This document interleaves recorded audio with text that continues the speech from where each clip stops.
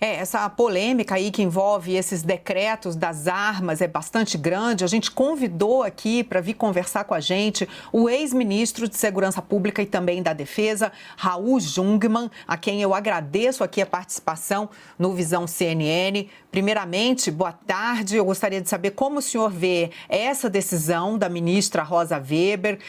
Se o senhor acredita que era realmente papel do Supremo Tribunal Federal interferir nesse caso, já que, como o Igor Gadelha disse, o Congresso não o fez. Boa tarde, Carla. Boa tarde, Evandro. Boa tarde os demais membros aí da bancada e também dos que estão nos vendo e ouvindo. Eu acho que a decisão dela foi correta.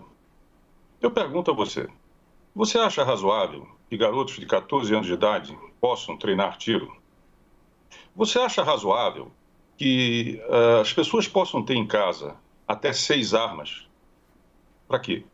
Você acha razoável que as pessoas que têm direito a porte, que na verdade no Estatuto do Desarmamento é proibido, mas existem determinadas exclusões, desde que devidamente motivadas, tenham não uma, mas 2 armas para andar no meio da rua? Você acha razoável também que o Exército deixe de fiscalizar determinadas armas e calibres que ele vem fazendo há décadas? Eu fui ministro da Defesa e conheço bem como isso é feito com seriedade através do Exército Brasileiro. Será que isso, de fato, não iria significar mais mortes? Eu vou dar um dado, Carla, Evandro. Durante o ano de 2020, em comparação com o ano de 2019, a Polícia Federal registrou que houve um acréscimo, cresceu o número de registros de novas armas de fogo em 90%. É o maior aumento de um ano para o outro na história dos registros da Polícia Federal. Uma das consequências disso é que os crimes violentos por arma de fogo, que representam 70% dos crimes no Brasil, eles simplesmente voltaram a crescer. Eles caíram durante o ano de 2019, quando éramos ministro da Segurança, e também durante o período do ministro Moro, em 2019, mas voltaram a crescer em 2020. Então aí está a relação. Mais armas, mais mortes. Menos armas, mais vidas. A ministra está certa. Ministro, eu gostaria de discutir com o senhor, além de todas essas questões que já foram apresentadas e que também foram trazidas pela ministra, um outro motivo pelo qual ela suspendeu esses decretos, né?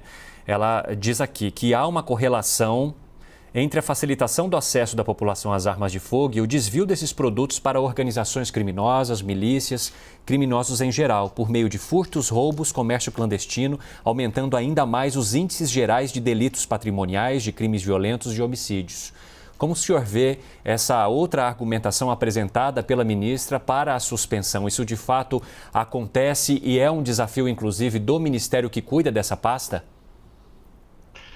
Vou citar um caso que talvez não seja do conhecimento de vocês, mas é um fato ocorrido, porque está registrado, tem registros policiais. Aproximadamente uns 20 anos atrás, um parlamentar do Rio de Janeiro, ali no Acari, na praça, no bairro Acari, no Rio de Janeiro, ele com uma moto e estava armado. Ele foi surpreso por um assaltante, por um bandido, que levou a sua arma e levou a sua moto. Esse parlamentar chama-se Jair Messias Bolsonaro e é o presidente da República. Então, esse é um exemplo micro de algo que se dá de uma forma muito mais abrangente. Colecionadores, atiradores, clubes de tiro e outros mais, eles são uma das fontes para que migrem os recursos para o crime organizado.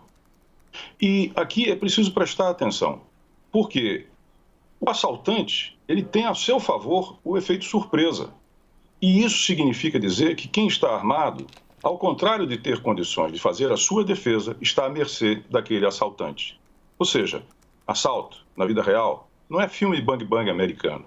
E quem tem a vantagem e quem fica com a arma são os assaltantes, são os criminosos.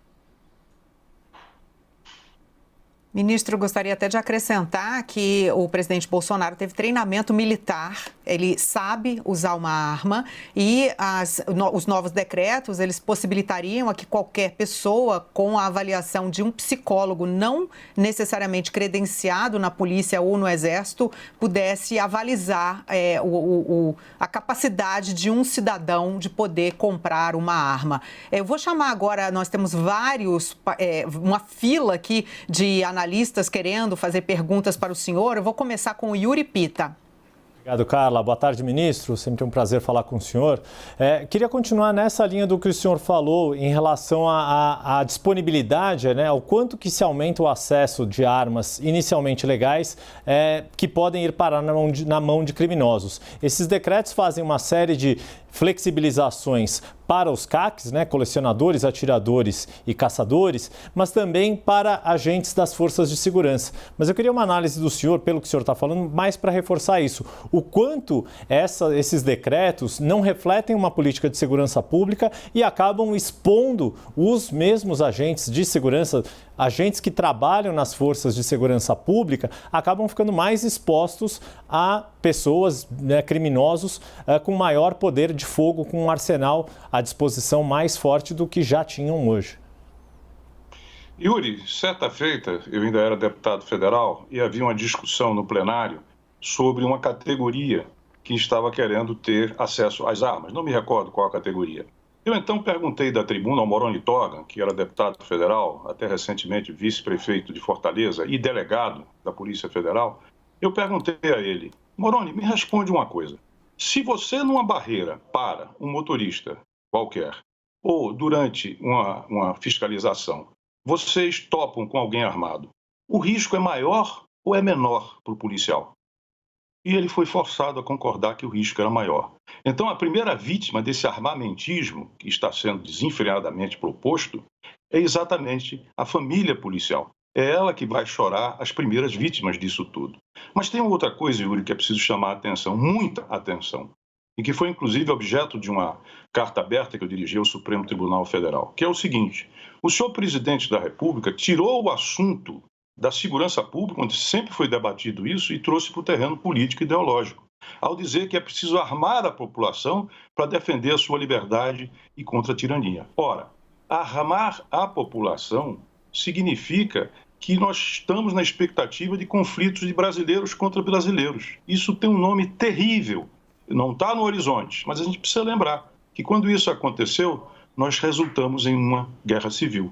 Então, não existe ameaça à nossa liberdade. Não existe nada no horizonte nem em outros países nos ameaçando. Então, para que armar a população, Yuri? Para que fazer isso? Ao fazer isso, você está, primeiro, quebrando o monopólio da violência legal, que é do Estado. É ele que tem. Segundo lugar, você está desfazendo o papel das Forças Armadas, porque são elas que nos dão a garantia, em última instância, da nossa integridade e soberania. E terceiro e último, é bom lembrar que foi exatamente o armamento da população que levou a Alemanha ao nazismo, que levou a Itália ao fascismo. É preciso evitar isso, não só no plano das vidas, mas também no próprio plano da estabilidade institucional do Brasil. Ministro, nós temos Leandro Rezende que quer participar dessa entrevista. O senhor citou um fato de que a Polícia Federal... desculpa, então. Porque o ministro citou o fato que, inclusive, também nosso analista Leandro Rezende teve acesso, que é o do aumento do número de armas em circulação constatado pelos registros na Polícia Federal, né, Leandro? Então, eu peço agora ao Leandro que faça a pergunta também ao ex-ministro Raul Jungmann. Ministro, obrigado por estar conversando com a gente aqui no Visão CNN. Eu vou encaminhar duas questões aqui para o senhor. Eu conversei com vários especialistas ontem para entender esses decretos e o que eles me apontaram é de que essa questão do armamento deixou de ser uma coisa ali defendida pelo presidente para armar as pessoas em torno da sua segurança, mas que agora esses decretos facilitariam a criação de arsenais individuais pelas pessoas e que isso é muito perigoso. Essa possibilidade de compra de até 6 armas e mais acessórios, como mira telescópica e até aqueles pentes automáticos, né, para as armas, e que isso representaria um grande risco. Num cenário em que a gente já tem uma quantidade muito maior de armas circulando aqui no nosso país, o senhor mencionou, quase 90% a mais de armas num período de 2 anos. Essa flexibilização, a ausência de controle por parte do Exército e um controle de armas que já é difícil, isso facilitaria a criação desses arsenais individuais de armas, ministro? Leandro, sem a menor sombra de dúvida. E eu queria acrescentar uma outra medida contida nesses decretos que permite, presta atenção, a recarga feita em casa por aqueles que têm munição. Ou seja, existem máquinas que permitem, máquinas que, enfim, podem ser domesticamente usadas em casa, que permitem a recarga. Ora, se eu tenho, por exemplo, a possibilidade de ter 500, 600 cartuchos, né, ao ano, por assim dizer, e já é isso um afrouxamento da regra. E se eu posso fazer a recarga, quer dizer, eu posso ter uma fábrica artesanal em casa, você tem ideia de a quanto pode ir essa munição nas mãos das pessoas? E, Leandro, vamos aqui lembrar o que aconteceu nos Estados Unidos, no Capitólio dos Estados Unidos, durante a eleição do Biden contra o Trump. Nós tivemos aquilo tudo. Nós vamos ter em 2022 eleições presidenciais. Não é um enorme risco para a democracia nós termos praticamente essas milícias sendo formadas, esse avassalador derrame de armas e munição, esse afrouxamento de regras? Aonde isso pode nos levar? Seguramente a menos vidas, mais mortes e, ao mesmo tempo, riscos que nós temos que evitar que venham a acontecer, como nos Estados Unidos. E que aqui, se a continuar esse tipo de derrame de armas e munição, talvez tenhamos algo muito pior a lamentar. Ex-ministro Raul Jungmann esteve aqui com a gente conversando sobre essa polêmica do decreto de armas. A gente conversou aqui com ele, que também foi ministro da Defesa. Muito obrigada pela sua participação aqui conosco. Uma boa tarde. Boa tarde a todos. Muito obrigado.